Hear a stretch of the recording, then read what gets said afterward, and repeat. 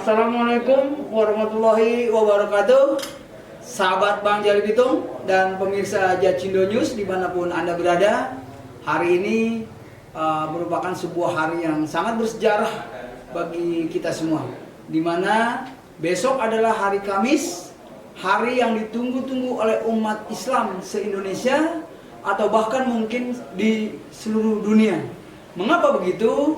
Karena apa? Karena besok adalah pembacaan putusan Majelis Hakim tentang perkara yang menimpa Habibana Muhammad Rizik Syihab di Pengadilan Negeri Jakarta Timur. Tepatnya besok tanggal 24 hari Kamis akan dilaksanakan pembacaan putusan tentang perkara Habib Rizik, khususnya tentang perkara Rumah Sakit Umi. Saudara pemirsa sekalian yang sangat saya cintai, sebagaimana kita ketahui bahwa Habib Rizik terkena beberapa perkara. Yang pertama adalah kasus kerumunan di Petamburan, kemudian juga kasus kerumunan di Megamendung, dan yang paling memberatkan, dianggap ini memberatkan sehingga beliau sempat ditahan adalah kasus tentang tuduhan atau dakwaan bahwa Habib Rizik telah melakukan penyebaran berita bohong, yaitu terkait dia mengakui kesehatannya. Ketika ditanya apakah Habib sehat, beliau mengatakan itu sehat. Namun secara klinis barangkali orang batuk juga seperti saya ini, maaf, bisa saja dokter secara klinis menyatakan sakit. Tapi ketika saya ditanya sama istri atau teman, Bang Jali Bitung gimana kabar, sehat? Pasti saya bilang sehat. Apakah pernyataan saya itu termasuk berbohong? Maka nanti kita akan dengarkan oleh pakar hukum kita, pengacara senior, pengacara kondang yang sudah melanglang buana di Indonesia. Kita sering dilihat beliau di ILC dalam kasus besar. Beliau adalah abangda kita, Haji Alamsyah Hanafiah. Assalamualaikum. Waalaikumsalam. Sehat ya Bang ya? Alhamdulillah. Ya gini Bang. Ini kan menjelang putusan Majelis Hakim besok di Pengadilan Negeri Jakarta Timur. Semua rakyat Indonesia ini udah tahu bahwa Abang adalah pengacara ya yang bisa kita sebut pengacara paling senior lah, sesuai dengan umur dan jam terbang. Nah, salah satunya Abang kita juga Bang Munarman ya, yang sedang menghadapi musibah. Ini terkait Habib Rizik, masyarakat bingung nih Bang. Di sini ada kerumunan, di sini ada kerumunan. Kok kerumunan di sini tidak ada sanksi, di sini kok ada sanksi. Bahkan udah divonis berapa kalau tidak salah 8 bulan ya, ya tentang kerumunan. Nah kemudian yang menjadi pertanyaan besar adalah kok Habib Rizik soal ini saja sampai didakwa 6 tahun penjara. Kalau saya tidak pernah membaca, jadi tuntutan yang di atas 5 tahun itu merupakan hak subjektivitas penyidik ya Bang, untuk melakukan penahanan. Jadi tidak wajib sebenarnya. Misalnya bilang, oh Bang Jali itu orangnya kecil, nggak akan lompat, nggak kabur, kan boleh juga tidak ditahan sebenarnya.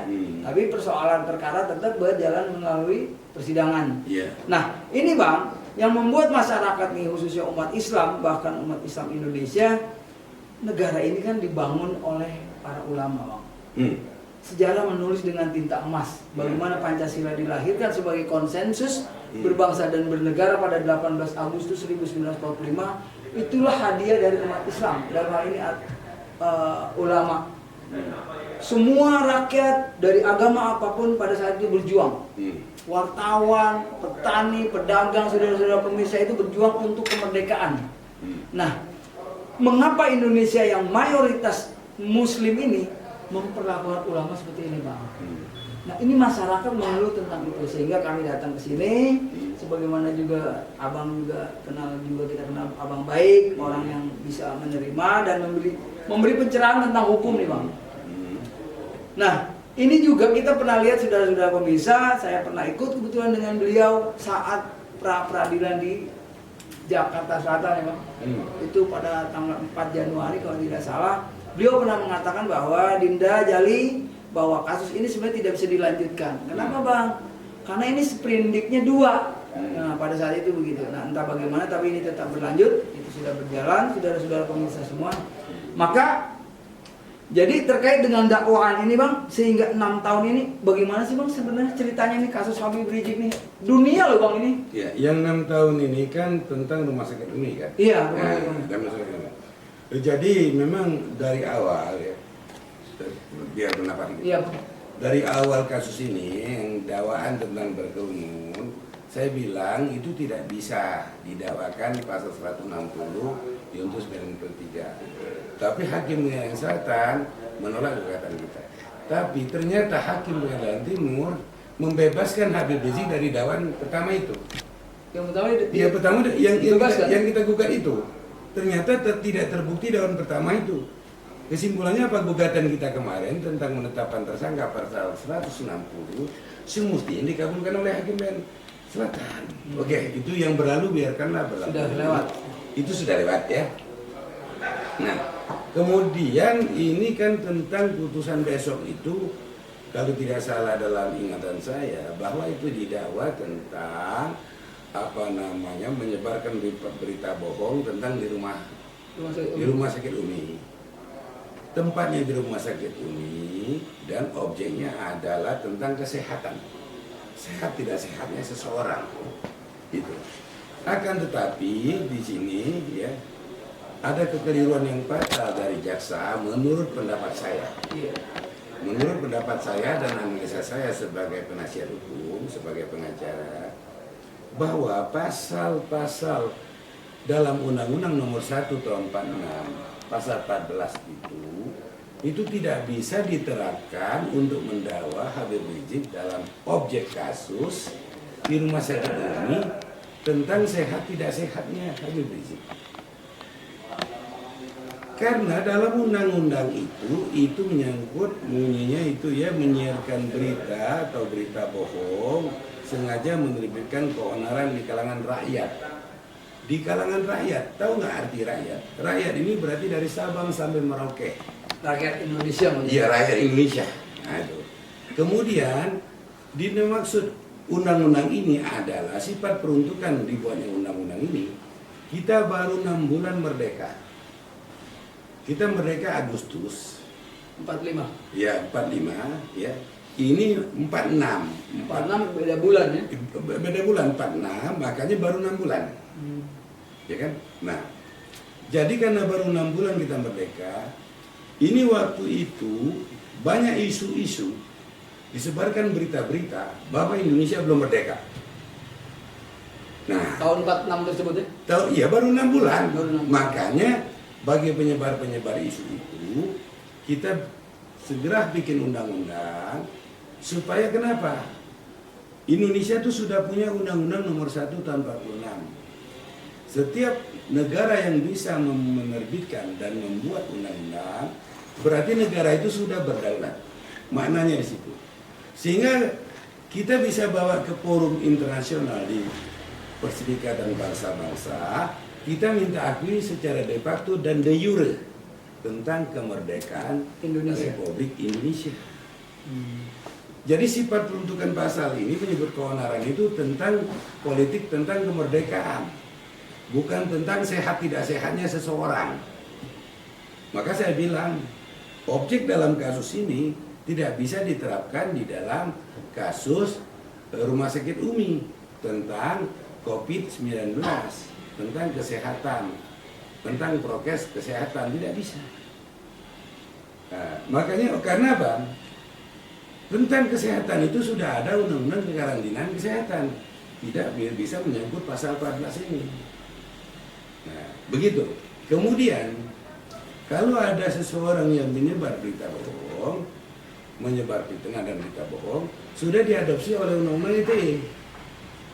Bukan Undang-Undang 46 ini. Tidak menggunakan Undang-Undang 4. Iya nggak bisa, karena ini masalahnya ya, ini menyebarkan kebohongan, keonaran, ya, mengakibatkan keonaran di kalangan masyarakat, menyiarkan berita bohong. Itu tentang politik merdeka tidak merdekanya Indonesia, aman tidak amannya Indonesia. Apa sudah jadi negara berdaulat atau belum? Objeknya itu.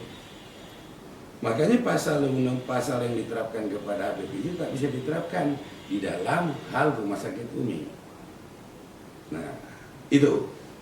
Nah, jadi begitu ya pemirsa. Ternyata nih, ternyata undang-undang tersebut itu secara historis ruhnya itu diperuntukkan buat orang-orang yang menyebarkan berita bohong bahwa Indonesia belum merdeka. Belum merdeka, yang bikin keonaran, bikin gaduh. Bikin gaduh pada Ya, saat itu. Oh, begitu. gitu ya. Jadi biar kita juga Iya, memahami. karena kita masalahnya tahun 46 itu Belanda, penjajah Belanda belum mengakui kemerdekaan kita. Karena kita tahun 45 itu pelepasan kemerdekaan dari Jepang. Kita jajahin Jepang saat itu. Karena Belanda kalah dengan Jepang, merebut jajahan di negara kita. Jadi artinya kalau bisa, mohon maaf Bang, bisa saya terjemahkan pribadi bahwa undang-undang tersebut diterbitkan untuk memproteksi adanya berita-berita tentang bahwa Berita Indonesia, bohong tentang Indonesia belum merdeka. tentang keamanan negara. Oh. Tentang keamanan negara. Berita bohong yang objeknya tentang keamanan negara, tentang kemerdekaan negara kita. Bukan orang per orang ya. Bukan tentang protokol kesehatan. Oh iya, Bukan tentang sehat tidak sehatnya seseorang. Iya, iya. Bukan tentang sehat tidak sehatnya seseorang. Berita dia bohong karena rupanya dia sakit, bukan sehat. Tak mungkin bisa diterapkan ini. Berarti setiap orang banyak benar yang ditangkap dong setiap hari. Enggak, ini masalahnya kasus ini, pasal ini dibuat itu sifat peruntukannya ada sifat peruntukan yang objeknya adalah tentang kenegaraan. Kenegaraannya. Baik. Jadi keonaran dalam kenegaraan, menyebarkan berita bohong dalam kenegaraan, bukan orang dengan orang. Baik. Karena kalau fitnah orang dengan orang itu ada pasal 30, ada pasal 311 pencemaran nama baik. Di KUHP. Kemudian kalau penyebaran yang tadi Abang sudah sebutkan itu dia diadopsi oleh undang-undang ITE ya. Nah, untuk yang itu penyebaran itu diadopsi dari undang-undang ITE karena undang-undang ITE bisa penyebaran berita bohong, menyebar berita bohong itu bisa privat, bisa publik. Jadi penyebaran berita bohong bisa dilakukan oleh privat, maksudnya oleh pribadi ya. Ya, bisa itu publik. Oh, Nah, sedangkan yang ini sifatnya ini menyangkut tentang publik. Keonaran di dalam publik. Karena kita bermerdeka waktu itu. Karena Belanda belum mengakui kemerdekaan kita. Kemudian yang kedua, setelah kita lihat dari unsur-unsur pasal 14 itu, nomor 14 itu, tidak bisa diterapkan di dalam memberikan keterangan bohong, menyiarkan keterangan bohong. Sekarang pertanyaan, siapa yang menyiarkan berita bohong? Melalui apa? Wah, ya. Melalui apa? Televisi, radio gitu. Kalau melalui televisi, radio mana? Kalau TV mana? Dan berita itu berasal dari mana? Rekaman dari siapa?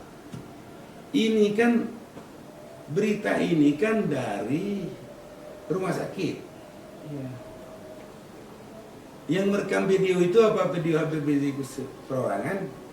Ternyata rumah sakit. Ya, channel rumah sakit, benar. Rumah sakit Umi. Rumah sakit Umi. Nah, rumah sakit Umi itu pun adalah, itu di dalam undang-undang adalah lembaga rumah sakit, bukan pribadi lagi. Jadi, siapa yang menyebarkannya? Ya TV itulah yang menyebarkannya. TV mana yang menyebarkan pertama? Itulah jadi tersangka. Oh, Iya. oh jadi Kalau nggak diterapkan ini, kalau akan kan menyiarkan, yang menyiarkan siapa menyiarkan? lembaga berarti ya. Lembaga Oh, ini menarik. Semakin menarik nih saudara-saudara. yang Jadi menyiarkan. seperti itulah sesungguhnya bahwa penerapan undang-undang nomor berapa, Mas? Iya. Nomor 14 ya? Iya, nomor 14 ini tak bisa diterapkan karena beritanya ini untuk publik tadi. Tapi kalau kita lihat dari unsurnya ya, menyiarkan berita atau pemberitahuan bohong dengan sengaja keonaran di kalangan masyarakat. Nah, begini Bang, ini masih terkait dengan Jadi, rumah sakit Umi. iya. Ini kan deliknya delik aduan atau gimana nih? Ini delik umum kalau yang menyiarkan ini Itu delik umum. Delik umum. Tapi ini yang berkembang kan katanya ini adalah laporan dari Wali Kota Bogor. Untuk laporan dari Wali Kota Bogor, bisa dia melapor tapi akan diusut tentang undang-undang kesehatan. Bukan undang-undang nomor 1 tahun 46. Itu dulu. Oh, itu dulu ya. Ya. Berarti yang menyangkut tentang berita bohong tentang kesehatan. Paham nggak maksudnya? Paham. Nah, Karena setiap undang-undang itu ada objek. Jadi setiap undang-undang untuk diketahui ada objeknya. Objek dalam yang diatur dalam undang-undang itu. Maksud saya objeknya itu ya, pentingnya di sini. Artinya dia ada tentang undang-undang nomor sekian tentang apa? Tentang apa? Nah, Selalu begitu. tentangnya itulah menyangkut objek. Nah, di sini undang-undang ini bukan tentang kesehatan, tentang kesehatan. Tentang penyebaran.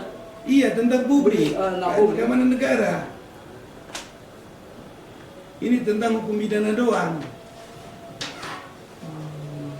Itu. Kemudian, Iya. jadi itu unsurnya tidak bisa dipenuhi soal menyebarkan berita bohong, menyebarkan keonaran. Masalahnya, siapa yang memberitakan itu? Siapa yang membuat video itu? Sebenarnya itu video siapa? Barang bukti itu milik siapa asalnya? Kalau milik rumah sakit, berarti yang bertanggung jawab rumah sakit. Begitu. Nah, pengertiannya yang bertanggung jawab rumah sakit. Jadi kalau seumpamanya Habib Rizik bicara dengan saya bahwa saya sehat bang, padahal bahwa sakit, itu tak bisa. Tak bisa. Karena tak tersiar. Dan itu private sekali ya. Kan dari kata dasar penyiaran. Penyiaran. Ya. Jadi arti penyiaran yang diberikan izin siar itu orang yang berwenang untuk menyiarkan. Nah, siapa yang menyiarkan dalam berita? Begitu. Jadi walaupun saya ngomong, Anda rekam, Anda tak siarkan, belum tersiar.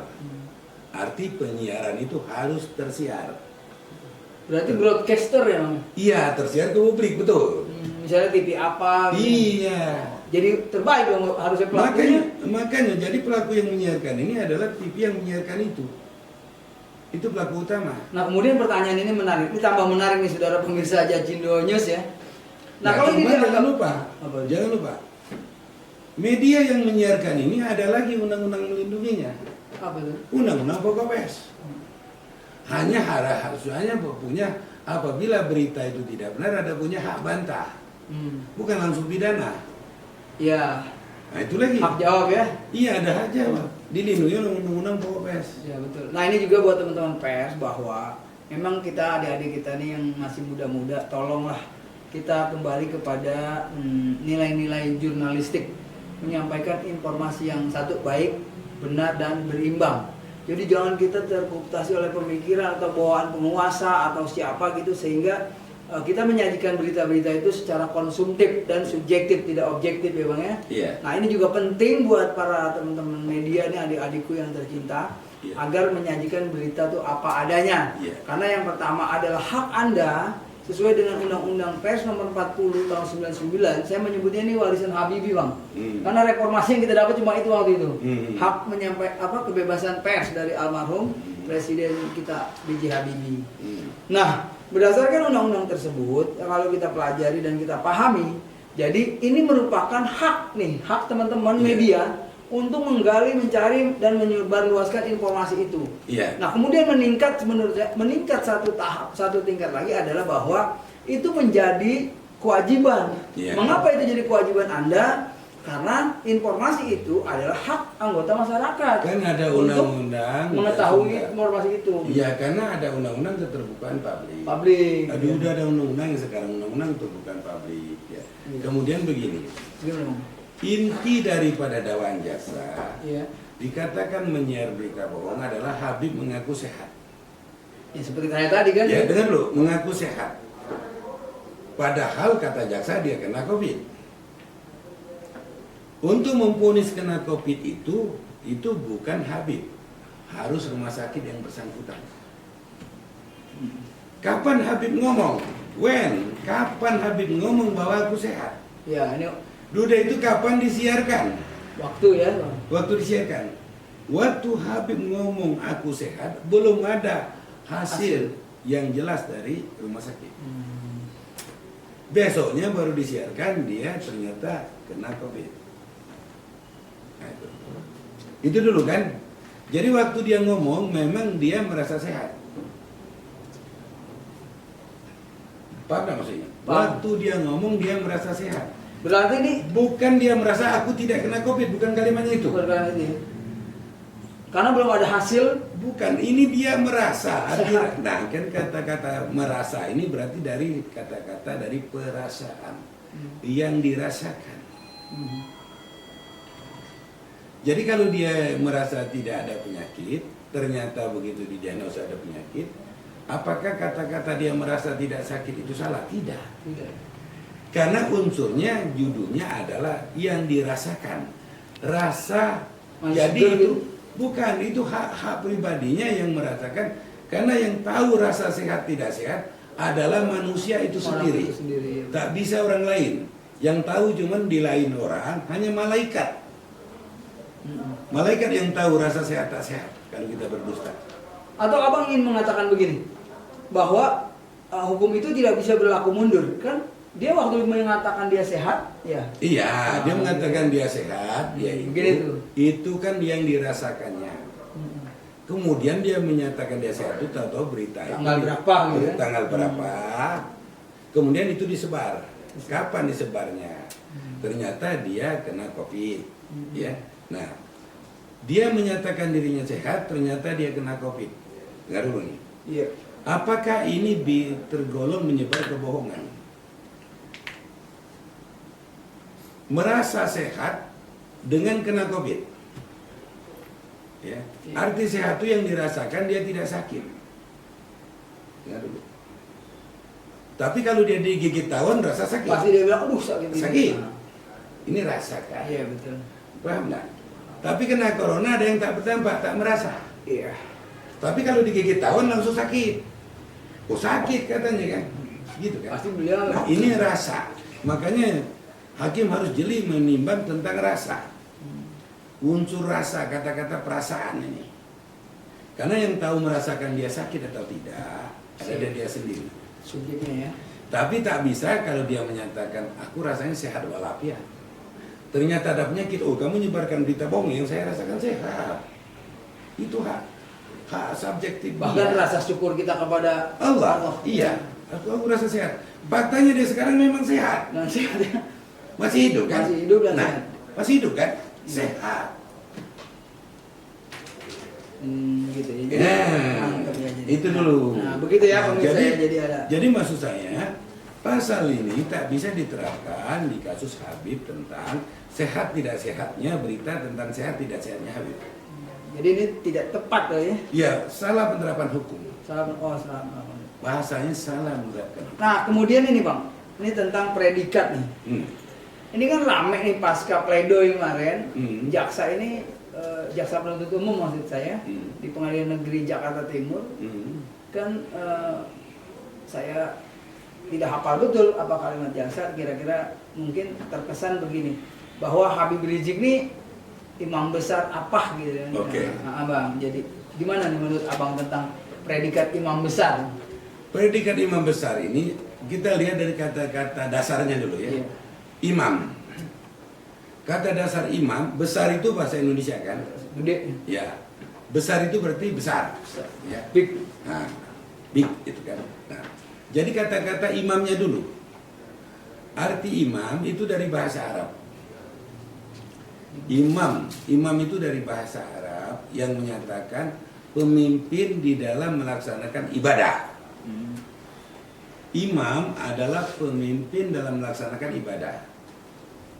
Ya. Iya. Makanya itu Disebut imam, ya? disebut imam. Sholat misalnya. Iya, imam sholat, jadi pemimpin sholat. Nah, yang menyatakan dia besar tidak besar adalah makmum. Umat ya. Makmum, Umat.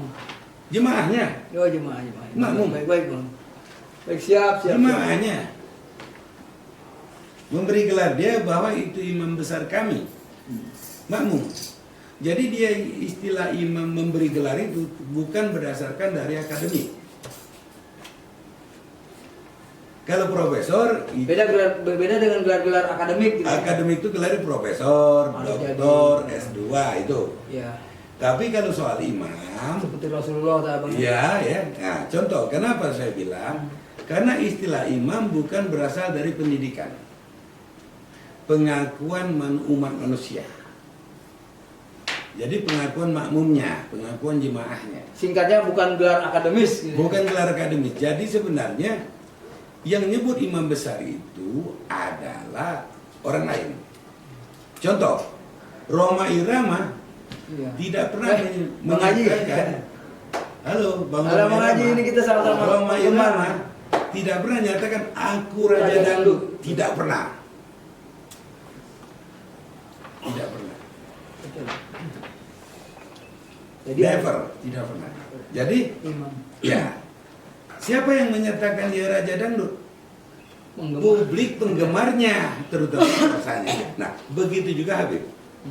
Jadi istilah imam besar itu ya adalah pemberi gelaran dari publik, dari umatnya.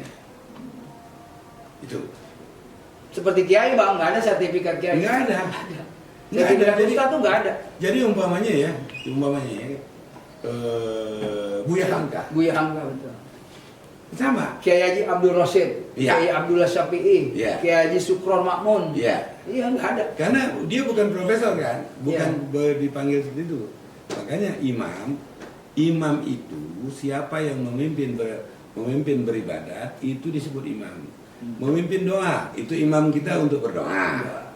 Waktu sholat imam sholat. Pemimpinnya. Pemimpin, arti imam itu pemimpin. Nah, kenapa diberi gelar besar oleh Umat Islam. umatnya, umat Islam? Ya memang jemaahnya banyak sekali. Kalau dia mimpin doa ya banyak sekali.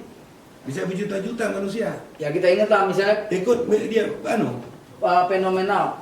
Betul, 212 gitu. betul. Kalau dia berdoa angkat tangan semua berjuta-juta. Ya, betul. Jadi yang angkat dia imam besar itu memang besar. Maksudnya besar itu volume jemaahnya. Kuantitas ya. Iya. Kuantitas. Bukan orangnya yang besar. Bukan orang yang besar tinggi begini. Ah betul Pak. Kenapa Ya, bang? selesai deh, ya. Ya kenapa itu kita pertanyakan bang? Karena menarik nih. Ini menariknya begini. Hmm. Ketika JPU menyatakan hal tersebut, ini ada ketersinggungan umat Islam. Jelas. Ya kan? Dia merasa imam besarnya ini dikecilkan gitu dengan kelakuan jaksa penuntut umum. Sebenarnya saya potong ya, Iya. saya cut langsung itu. JPU menyentuh istilah imam besar itu bukan dakwaan. Baik. Dakwaan itu batal demi hukum. Pasal mana tidak diterapkan tentang imam besar? Soalnya menyebarkan berita bohong bahwa dia imam kecil, bukan imam besar. Maksud jaksa begitu? Mana mungkin? Itu Mungkin maksud jaksa begini mungkin ya kita tidak bisa berandai-andai, itu hak jaksa lah menyampaikan. Iya, Tapi dia kan jadi merupakan kekecewaan bang. Dia tuh boleh hak, cuman hak itu dakwaan itu begini dia Mario. Dakwaan ini bukan pendapat. Dakwaan ini diproduk dari analisis proses hukum, bukan pendapat. Ya ingat, dakwaan diproses dari analisa hukum yang sudah ada dan mengatur. Jadi kalau di dalam dakwaan dia menyindir bahwa dia mengaku imam besar, Oh itu nggak boleh suka-suka. tidak boleh. Oh. Mana ada Pak? Mana ada undang-undang melarang orang tentang imam besar tak imam kecil? Ini kan namanya dikarang-karang ditambah-tambahin dibubuh-bubuhin saja. Enggak Karena jadi berpikir jaksa mungkin dalam pemikiran jaksa arti imam besar itu gelaran seperti yang diberikan oleh akademis. Bukan begitu. Karena imam besar ini depannya imam. makanya ada simbolisasi kan IBHRS, Imam Besar Habib Rizik Syihab. Arti imam adalah pemimpin dalam beribadat. Apa berdoa, apa sholat, beribadat menurut Agama Muslim, dia. Islam itu Kenapa bang itu kami pertanyakan Ya. hari ini? Karena begini bang. dalam dakwaan. Nah, bukan dalam dalam itu ada di masyarakat ini, di beberapa grup WA nih, grup WhatsApp itu kekecewaan umat, bahkan ada yang menyatakan statement-statement di masjid-masjid, majelis taklim dan sebagainya sebagai bukti kecintaan mereka akan hadir ke Jakarta. Nah kalau hadir ke Jakarta ini pertama Jakarta lockdown katanya. Yang kedua kan tidak boleh berkerumun menurut prokes. Prokes. Iya benar. Nah ini kita mau masuk ke berkerumun itu bang. Iya. Bagaimana nih menurut abang kalau misalnya ini benar-benar dibuktikan nih sebutnya ini tantangan jaksa kemudian dijawab oleh masyarakat khususnya umat Islam, mereka datang nih bang berbondong-bondong jutaan misalnya ke Jakarta Timur. Bagaimana pendapat abang? Jadi begini. Tentang berkerumun. Tentang berkerumun ini, tentang larangan berkerumun hanya gara-gara adanya virus corona. Iya. Kalau negara kita tak ada virus corona, boleh saja. Boleh. Jadi istilah berkerumun ini tak diatur dalam undang-undang. Hanya diatur dalam peraturan pemerintah tentang kesehatan. Istilah berkerumun ya. Nah, Iya. istilah berkerumun. Makanya saya bilang dia itu khawatir penularan. Berarti judulnya khawatir. Dengan alasan demi kesehatan rakyat. Ya, alasannya khawatir ada penularan. Khawatir dulu. Baru khawatir. Baru khawatir. Arti khawatir bukan pasti nular. Iya. Nah dulu nih. Susah ya kalau bicara. Ya ini pemirsa. Kalau bicara dengan pakar hukum ya seperti inilah. Kira-kira. Jadi jangan khawatir aja berkerumun, udah beda. Khawatir menular. Begitu kan? Jadi unsurnya dari khawatir. Oke? Nah itu. Kan begitu. Lihat dulu betul.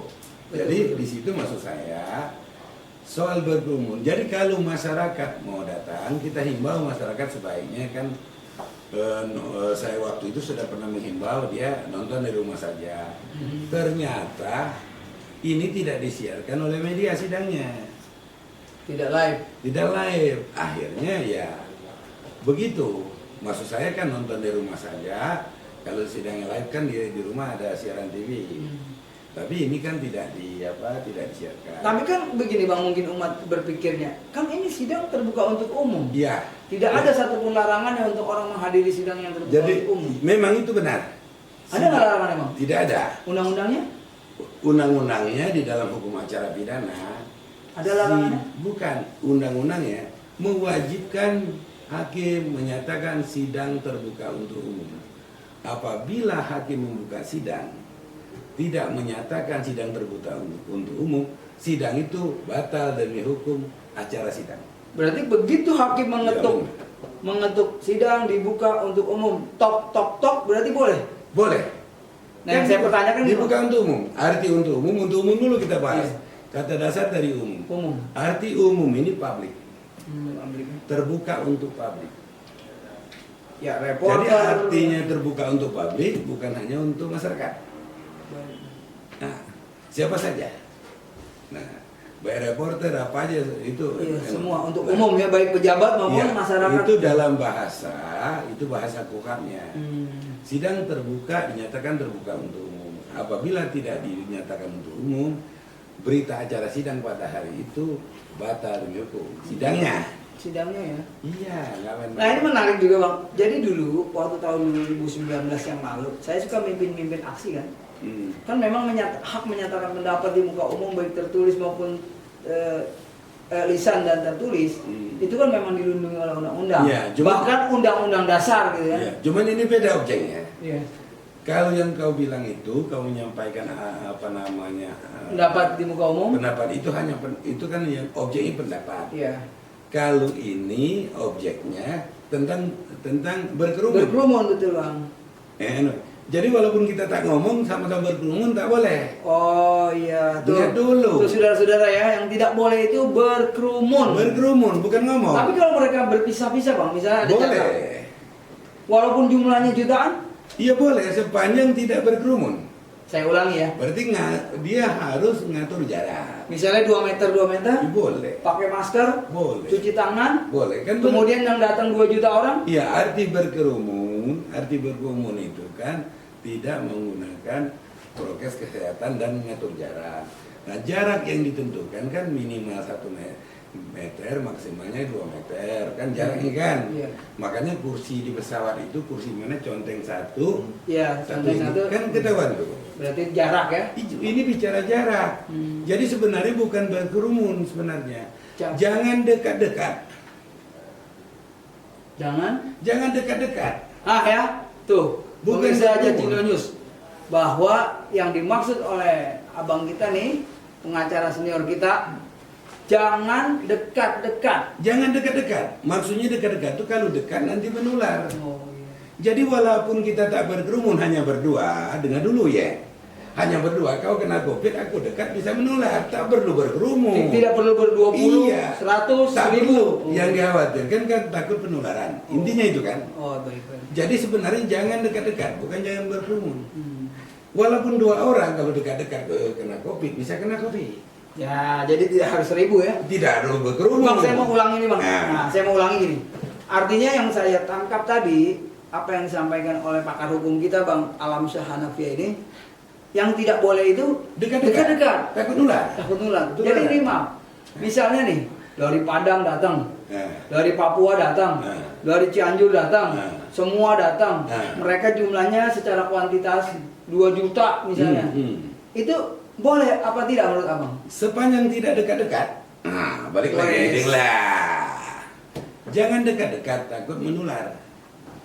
Mantap nih jawabannya. Ini juga Ya. mudah-mudahan ini jawaban dari beliau bisa mencerahkan kita semua. Nah. Baik kepada saudara-saudara, kemudian juga termasuk aparat. Tapi dalam prakteknya, Kepolisian, ya? Tapi dalam prakteknya orang berkerumun itu pasti dekat kan. Iya. Nah, jadi kesimpulannya jangan berkerumun. Nah ini terakhir Bang, terakhir. Bukan dilarang menyaksikan sidang. Oh, jadi sidangnya boleh. Kalau dilarang menyaksikan sidang, Itu justru melanggar undang-undang ya. tidak ada larangan. Nah ini terakhir Bang, tentang COVID-19. Oke. COVID-19 Bang, ini saya pelajari sejak saya masih di lapas pemuda kota Tangerang Bang. Kenapa kau di lapas? Waktu itu kita sempat diistirahatkan. Sekolah Ya, ya. itu udah jadi masa lalu ya. Ya. Ya, udah masa lalu. Itu COVID ini di dalam pengamatan saya ini menjadi makhluk aneh. Di samping dia juga aneh secara klinis dan medis, ini juga menjadi aneh secara psikologis dan strategis politis, Bang. Saya amati tahun itu saya di penjara. Kami di sana sehat. Tidak boleh sholat Jumat. Saya naik mimbar, saya bilang, kami di sini tidak heterogen. Ya. Kami adalah kawasan, lingkungan, dan orang-orang yang homogen. Artinya sepanjang tidak ada orang baru masuk, maka kita ini aman-aman aja. Saya bilang paling jelek nih di lapas pemuda kota Tangerang itu korengan, Bang. Nggak ada yang COVID. Jadi, nah ini terkait COVID. Ini kok COVID ini jadi makhluk yang sangat cerdas gitu. Iya. Jadi di mana Idul Fitri datang, dia. Mau Natal dia datang, kemudian mau puasa dia datang, gitu.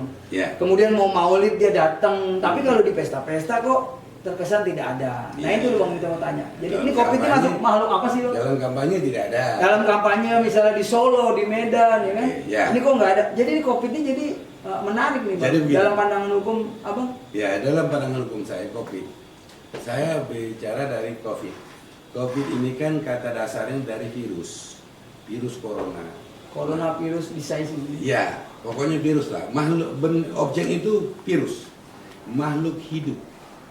Objeknya virus, makhluk hidup, ciptaan Tuhan.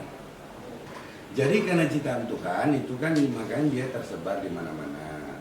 Virus ciptaan Tuhan.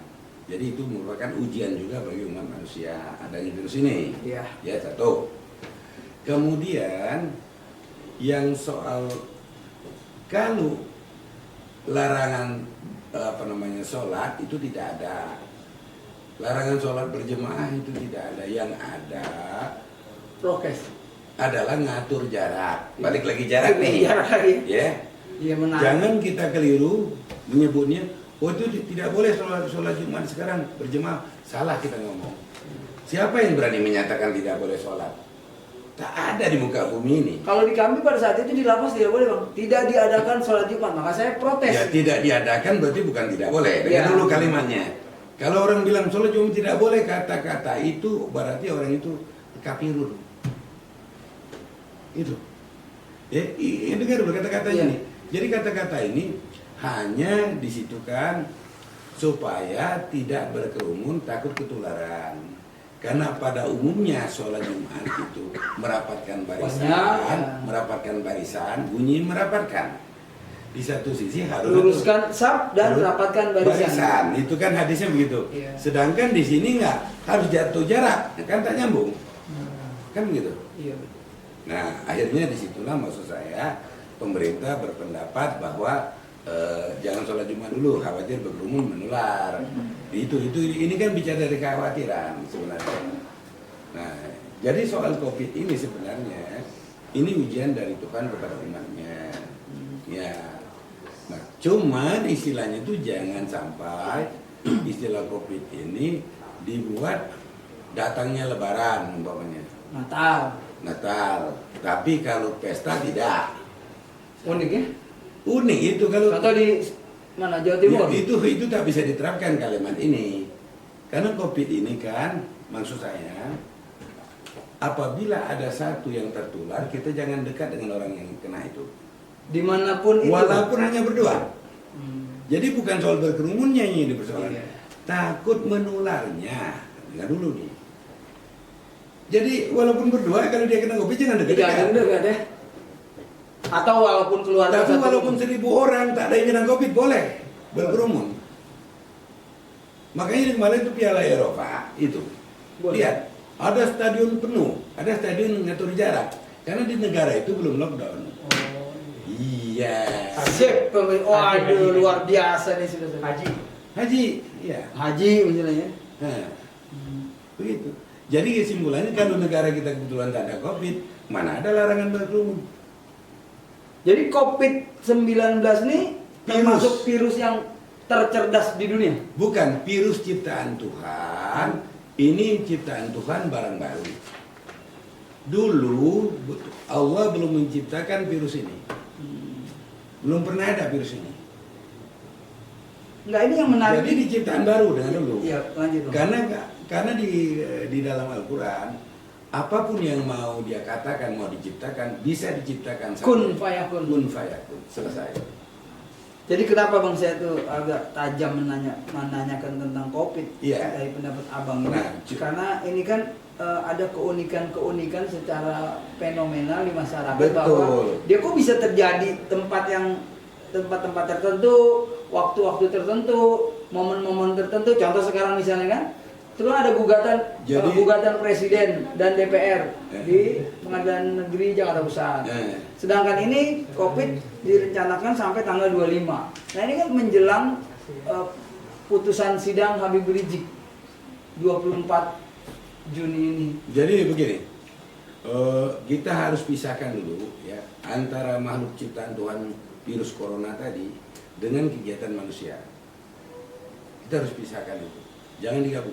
Dan juga jangan virus ini dipolitisir menjadi alat politik atau alat apalah, jangan. Nah itu dulu kita.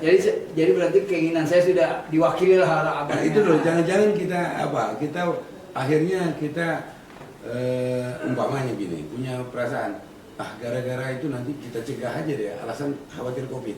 Oh ini nggak boleh. Nggak boleh, ya? Itu pakai perasaan subjektif namanya, sentimen itu. Nah itu yang gue maksud. Karena kita soal kesehatan ini, soal virus, ini kan virus ini ciptaan Tuhan. Kesehatan itu menciptakan juga Tuhan. Jadi maksudnya jangan cerita virus ini dipolitisir, jadi digunakan alat politik atau digunakan alat bisnis, bukan digunakan alat bisnis atau digunakan untuk nipu orang. Kemarin ada surat antigen rupanya palsu. Nah itu kan namanya direkayasa, jadi tindak pidana, paham nggak? Diobjekkan, dibisniskan. Itu yang tidak boleh, Bang. Itu tidak boleh. Apabila tindakan yang dibisniskan, direkayasa, yang tak COVID dibilang COVID supaya anggaran keluar, umpamanya. Ini perumpama saya, umpamanya. Itu semakin banyak COVID diciptakan Tuhan nanti. Jadi makin ada. Ya Tuhan tak setuju, orang ini munafik semua berarti. Mau dibuat bisnis. Oke, mudah-mudahan tidak seperti Kita itu. yakin bahwa corona ini, virus ini makhluk baru yang diciptakan Tuhan dan akan diakhiri oleh sang penciptanya. Dicabut lagi, selesai ini. Kun fayakun. Iya, kun fayakun. Baik Bang. Oke. Ini terakhir kita juga pengen denger nih.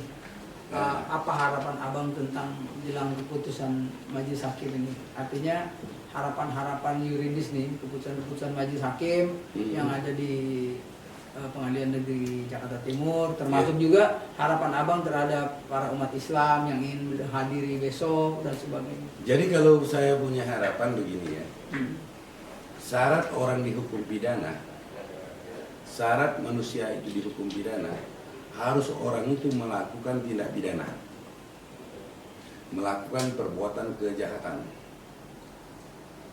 Nah, Ulangi bang, ulangi. syarat orang bisa dihukum tindak pidana, orang itu harus melakukan perbuatan kejahatan. Itu dulu. Itu intinya. Harus tuh. Ya, harus, itu intinya. Ya. Nah, di dalam hal ini ternyata Habib menurut pandangan saya, dia ngomong aku sehat itu bukan tindak pidana.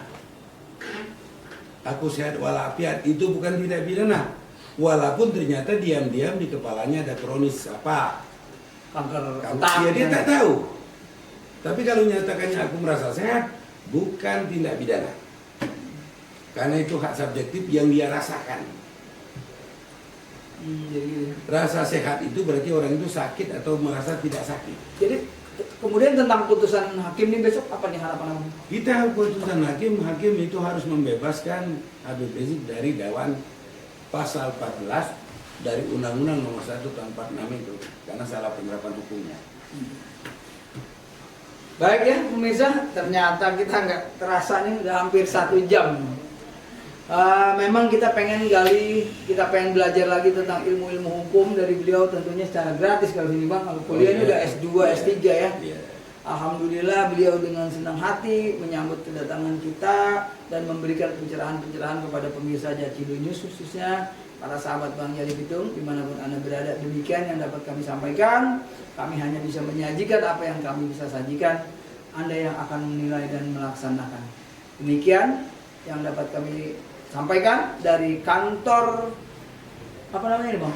Kantor bukan maksudnya kantor hukum ya. Kantor advokat Abangda kita Haji Alamsyah Hanafiah, pengacara kondang yang ganteng dan kita doakan mudah-mudahan beliau panjang umur, terus memberi inspirasi dan kita juga diberikan pencerahan-pencerahan hukum secara nasional. Terima kasih. Assalamualaikum warahmatullahi wabarakatuh. Waalaikumsalam. Terima kasih. Abang. Salam corona. Salam corona.